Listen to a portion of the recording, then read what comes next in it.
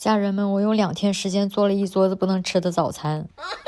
捏捏这个坑简直就是深不见底啊！自从我一脚踏进去就再也没出来过。上一次硅胶用的是1:1的比例，实在是太硬了。这次我用的是1:1.25。为了能少走点弯路，我去请教了一位我的学员，他是专职做捏捏的。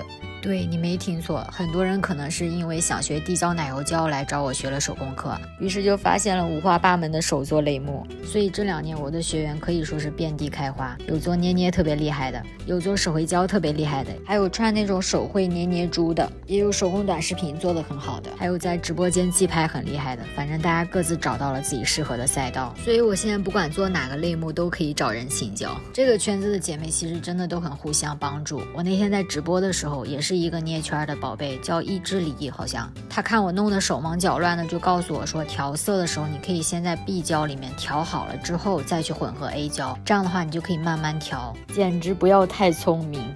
捏捏这种东西再逼真也骗不了动物啊！你看我们家猫狗的表现，这叫狗不理。清洗的这一步真的很磨人，我洗了大概有2-3遍吧才完全洗干净。